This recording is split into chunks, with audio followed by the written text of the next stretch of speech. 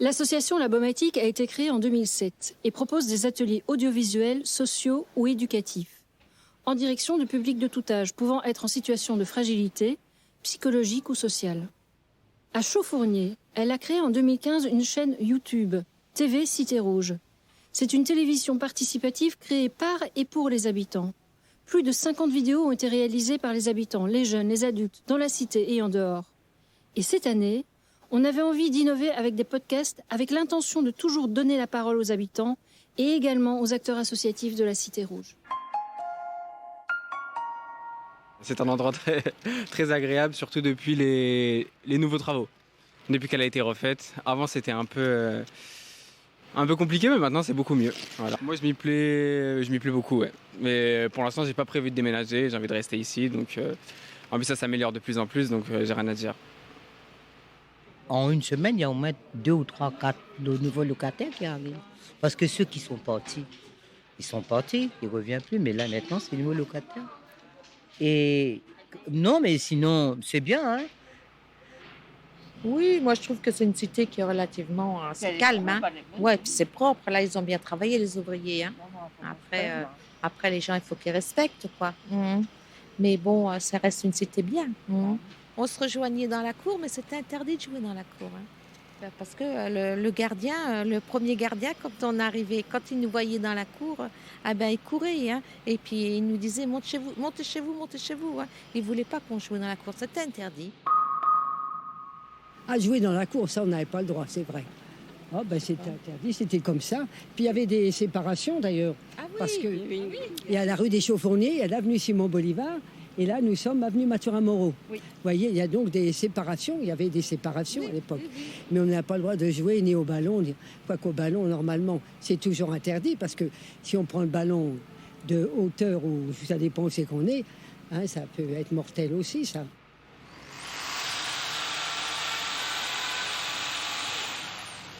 François Dagneau, maire du 19e arrondissement de Paris. Nous sommes dans ce qu'on appelle la Cité Rouge, mais que j'appelle la résidence Mathurin-Moreau-Chauffournier et qui vient de bénéficier d'une rénovation d'ampleur par son bailleur Paris Habitat pour mettre cette belle résidence, ce beau patrimoine architectural de l'arrondissement au goût du jour et avec des conforts supérieurs pour les logements. Et cette manifestation témoigne de la vitalité, de la richesse et de la diversité aussi du tissu associatif et de l'engagement citoyen qui, au-delà de la rénovation urbaine, donne toute sa force à ce qui se passe ici. Je crois que les habitants sont attachés à cette résidence. C'est là où ils ont en général élevé leurs enfants et fait leur vie. Et puis c'est important qu'on marque notre confiance et notre engagement à leur côté pour qu'ils vivent dans de meilleures conditions et puis pour que cette résidence retrouve la splendeur et le bonheur des habitants.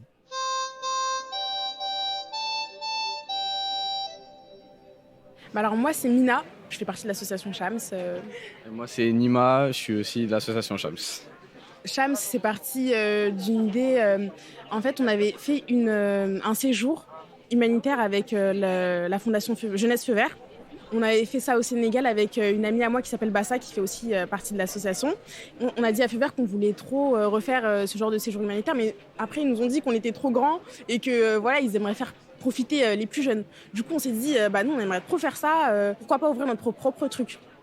Et donc, c'est de là qu'avec 4 autres amis à nous, on a décidé d'ouvrir l'association Chams et puis aussi de faire revivre le quartier Chauffournier qui était un peu un quartier, entre guillemets, mort, parce qu'avant, il y avait beaucoup plus d'associations et le quartier était beaucoup plus vivant, mais avec le projet de réhabilitation, le quartier s'est éteint. Clairement. Après, tous les jeunes qu'on essaie de toucher, c'est des jeunes du quartier.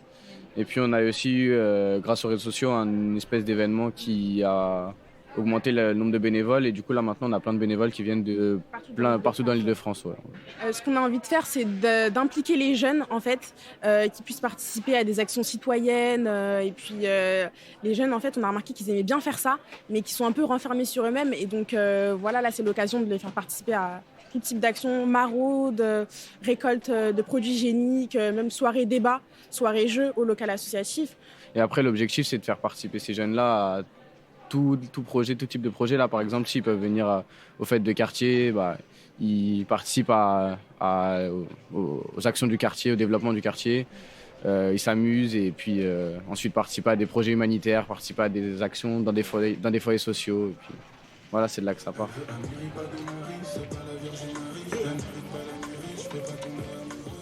Alors donc bonjour, je m'appelle Rachid El Aoudi, donc je suis chef de service éducatif de l'équipe Rébéval, donc qui intervient sur le quartier Chauffournier, Rébéval, Pailleron. Donc on a un secteur étendu depuis la rentrée de janvier. Donc il y a 5 postes éducatifs sur l'équipe de Rébéval avec une apprentie. Donc voilà, l'équipe au complet au mois d'octobre.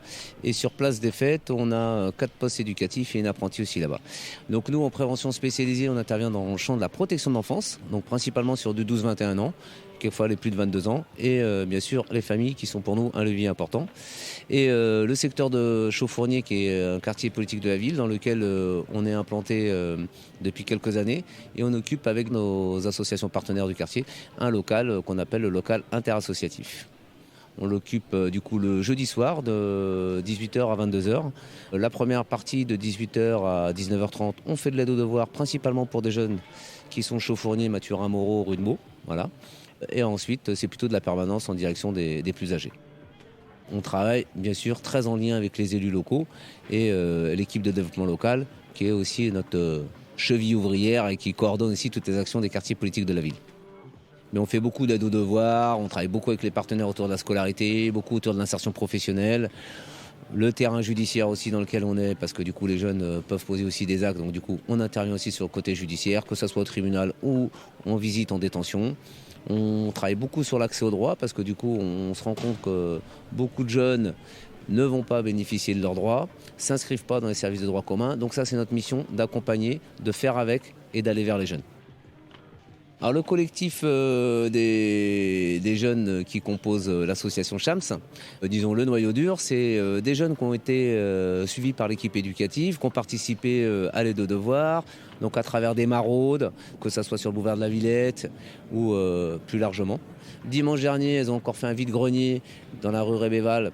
Du coup, on était présents pour leur mettre à disposition du matériel pour autofinancer leur projet. Et c'est vrai qu'on les a un petit peu soutenus dans la préfiguration de leur association. Alors bonjour, je m'appelle Étienne Vétu, je travaille pour l'équipe de développement local, donc qui est une partie d'un service de la ville de Paris qui est en charge de la mise en place de la politique de la ville. Alors, qu'est-ce que c'est ? C'est un gros mot pour dire qu'on s'occupe des quartiers dans lesquels les gens sont plus précaires que dans les autres. Et donc on intervient en organisant des coordinations entre associations, en collaboration avec les institutions, de manière à développer des projets qui répondent aux enjeux qui sont identifiés dans ces quartiers. Alors ici, à Chauffournier, le gros enjeu en ce moment, c'est la réhabilitation, c'est-à-dire que la résidence vient d'être refaite à neuf, ou en tout cas les faiblesses des logements ont été refaits à neuf. Et en ce moment, il y a de nouveaux publics qui arrivent, donc des gens qu'on ne connaît pas forcément. Et un des gros défis, c'est de connaître ces gens, de connaître leurs besoins et de savoir comment est-ce qu'on peut les aider. Et notamment en travaillant avec les associations du quartier. Sinon, on fait aussi beaucoup d'autres choses, comme ici des moments festifs. Donc en ce moment, on est en plein dans les Ça bouge à la Cité Rouge, qui est un format qui existe depuis 3 ans. Dans lequel les associations viennent proposer des activités à destination des familles, des personnes habitant le quartier. Donc ça marche plutôt bien. On a eu une édition très festive pour le premier mercredi et là en ce moment on est sur le deuxième mercredi qui est un petit peu plus calme mais aussi très familial. Il y a beaucoup d'enfants qui viennent jouer sur les stands donc c'est très chouette. Tout ça se conclura par un point d'orgue le 8 juillet où on aura un grand nombre d'associations présentes pour animer le quartier.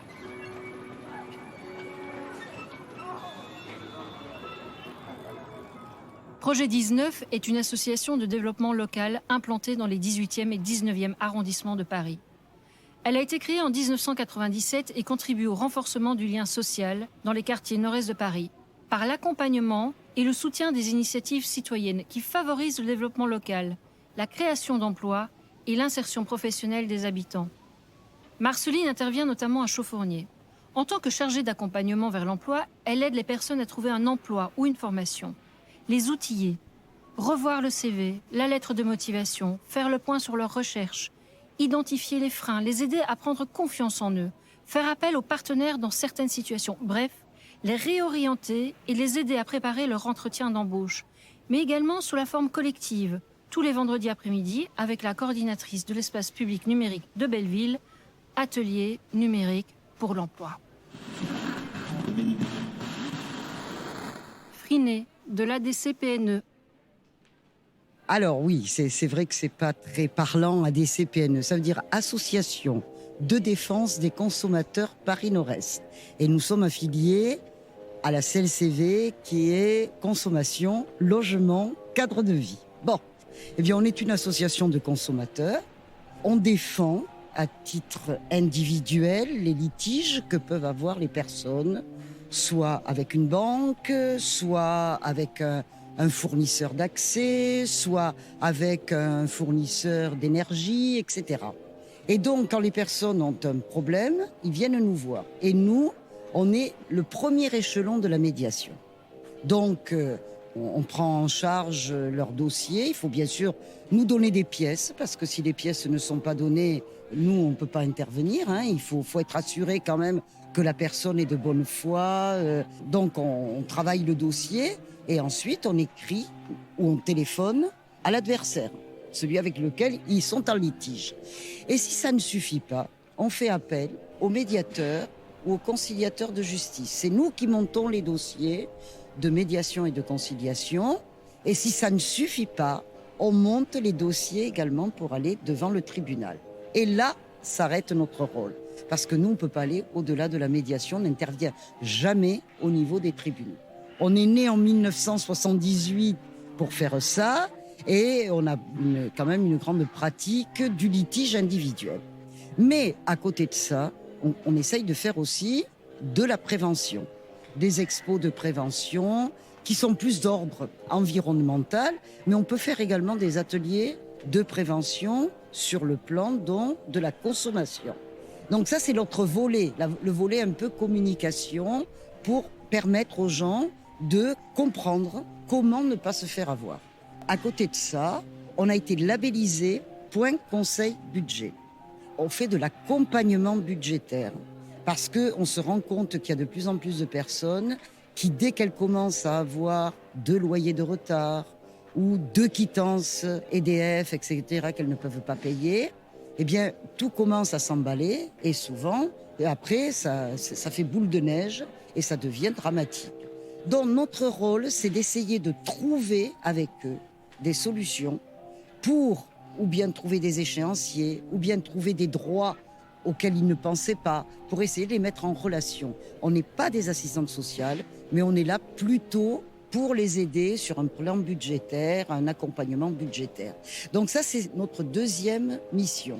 Et on a ouvert récemment également une section handicap, puisque nos locaux sont adaptés pour les handicapés, et nous avons parmi nous une bénévole qui est handicapée elle-même, et qui a accepté d'ouvrir cette section handicap en direction, bien sûr, des handicapés.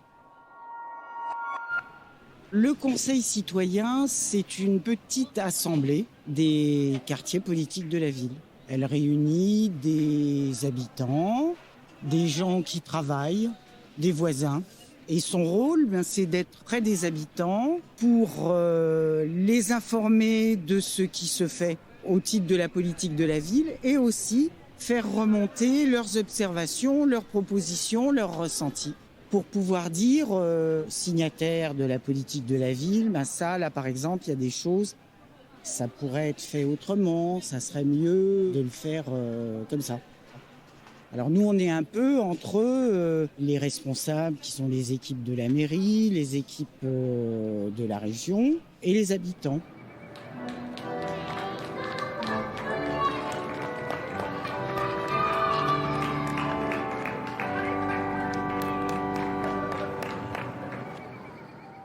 Alors, je suis Zaitoun, donc bénévole de l'association Coup de pouce.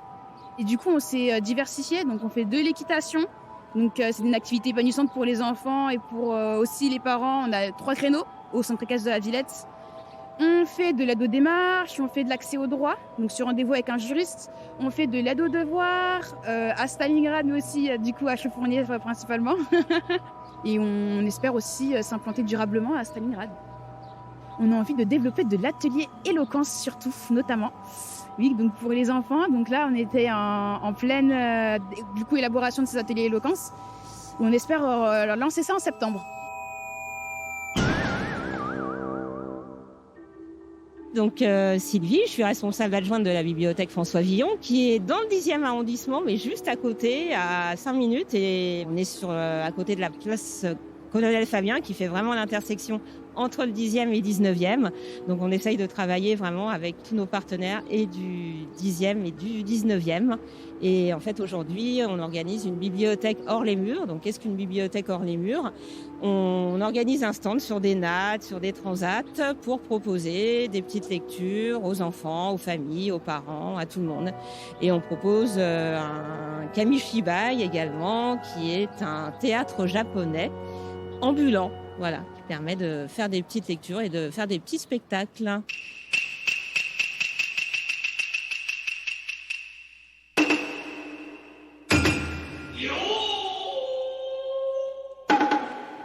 Oui, bonjour, Aude. Je fais partie de l'association Les Jardins de Mathurin. C'est une association qui propose des jardins partagés dont nous pouvons nous occuper.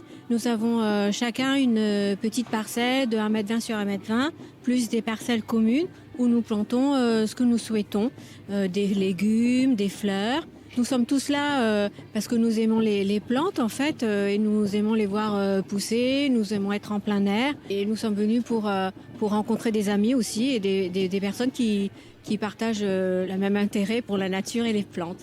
Et moi j'étais à un moment de ma vie où j'avais envie un peu de profiter d'être avec la nature et je me suis dit pourquoi pas et je suis venue à la première réunion qu'ils ont fait ensemble et je me suis inscrite voilà et j'ai commencé comme ça. Sylvie, de la corderie du 19e. C'est un concept qui existe depuis longtemps, qui est importé du Québec, et c'est un système d'échange de services. Notre monnaie d'échange, c'est le temps. 1 heure de bricolage est égale à 1 heure de repassage, est égale à 1 heure de travail administratif, donc en individuel ou en groupe. Et on essaye de faire émerger un savoir-faire. Chacun a des compétences et on essaye de les valoriser. Donc il y a des échanges collectifs, c'est-à-dire si vous avez une compétence dans le yoga, danse en ligne, vous pouvez proposer une activité de groupe. Et on essaye, on a 2 salariés, une coordinatrice, un médiateur, essaye de trouver une salle, un lieu et un horaire pour proposer une activité collective. Après, il y a d'autres activités qui sont plus inter-associatifs. Notre mission, c'est de lutter contre l'exclusion, l'isolement. Voilà un petit peu le principe. Et on a 2 antennes sur le 19e, en sachant que c'est un grand arrondissement. Donc on a une antenne maintenant au 51 rue de Lourdes et au 18 rue de l'Orme, où on fait des permanences 2 fois par semaine. Et on a des antennes un peu exilées, comme sous Fournier, où on est au cœur de la cité, où on propose 2 heures de notre temps pour expliquer l'association et puis faire émerger un projet en fonction des demandes des habitants. Jean-Marc, responsable de l'association Fabrication Maison. Alors l'installation et la venue sur le quartier Chauffournier Cité Rouge s'est faite en travaillant avec l'EDL de Paris 19 sur Danube Solidarité. On est venu à la rencontre d'autres structures, donc on a rencontré Labomatique, l'association Jeunesse Feu Vert, Paris Habitat, la dynamique interassociative, et on a commencé à proposer avec l'équipe Fabrication Maison des ateliers au plus près d'abord des activités, des actions. Et puis il y a 3 ans, on a déposé avec Anne-Sophie Labomatique un projet. En fait, on a plus échangé en se disant qu'on aimerait bien d'imaginer comme ça un projet qui s'appelle Soleil de la Cité Rouge. On a accueilli une stagiaire, Maëlys Dubois, qui s'est complètement insérée dans un stage fabrication maison, puis Labomatique, pour travailler pendant presque 7 mois sur une immersion dans le quartier. L'idée, c'était de ne pas chercher les habitants, de ne pas faire des réunions, mais de partir du principe qu'elle dessine, qu'elle est présente sur le quartier en dessinant, et que par le biais de ce regard, de ce geste quotidien, puisqu'elle a vraiment travaillé presque 5 jours par semaine, elle a rencontré au fur et à mesure 14 habitants. André Lejarre, photographe, était complètement associé au projet et donc a fait au fur et à mesure des rencontres de Maëlys des portraits. Et l'idée, c'est que chaque habitant nous ouvre une porte et nous fasse découvrir un angle, un aperçu, une image du quartier. Parallèlement à ce travail de dessin et de rencontre des habitants, Maëlys est rentrée aussi et m'a fait découvrir aussi la Cité Rouge avec tout son aspect d'identité visuelle, c'est-à-dire de rentrer de plus en plus dans la qualité qu'il y a de l'architecture, des bâtiments, de la construction, des savoir-faire qu'il y a autour des portes, des fenêtres, du jeu des briques, des façades. Et à partir de là, on a imaginé avec Maëlys des jeux de construction en pochoir. Et ça a fait l'objet de premières affiches en 2022. Merci aux habitants et aux associations, ainsi qu'à François Dagneau, maire du 19e, pour leur participation à ce podcast. Toujours à l'écoute des habitants et engagés dans le quartier, nous sommes ouverts à de nouveaux projets cinématographiques. En attendant, vous pouvez nous retrouver sur la chaîne YouTube TV Cité Rouge et visionner un des 58 films réalisés par les jeunes de Chauffournier et notre équipe durant ces 8 dernières années. Une petite histoire de Chauffournier et de ses environs sous la forme de reportages, de portraits et de fiction. À très vite!